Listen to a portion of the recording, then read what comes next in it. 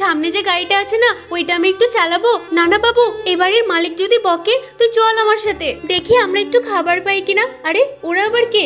এই কি চাই? মালিক খাবার কিছু দেবেন, খুব খিদে পেয়েছে। হ্যাঁ মালিক, কিছু যদি দিতেন। কি আমি কি খাবারের দোকান খুলে বসে আছি? যা বলছি বাড়ির থেকে। যাচ্ছি যাচ্ছি মালিক, মারবেন না। যত সব আসে কোথা থেকে আমার বাড়িতে, এবার আসলে খুব মারবো। মা আমি যাবো না, আমার হাতটা ছেড়ে দাও। বাবু এমন করিস না, দাঁড়া বলছি। না আমি একটু গাড়িটা চালাবো। আরে ওরা আবার এসেছে, দাঁড়া, ওদেরকে তো মারতেই হবে।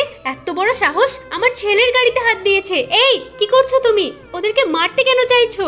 মারতে কোথায় চাইলাম, এমনিই তো আমি ঝাড়ুটা ধরে রেখেছিলাম। হ্যাঁ সেটা তো আমি বুঝতেই পেরেছি। এই দাঁড়াও দাঁড়াও, বাচ্চা ছেলেটা গাড়ি চালাচ্ছে চালাক, এটা নিয়ে আমার কোনো সমস্যা নেই। বাবু তুমি চালাও। আর তোমাকে বলছি তুমি একটু দাঁড়াও, আমি তোমার জন্য খাবার নিয়ে আসছি। এই নাও, এই খাবারটা তোমরা দুজন মিলে খেয়ে নিও। ধন্যবাদ মালকিন, আপনার মতো মানুষ আমি পৃথিবীতে খুব কমই দেখেছি। বাবু ভাত খেয়ে নে।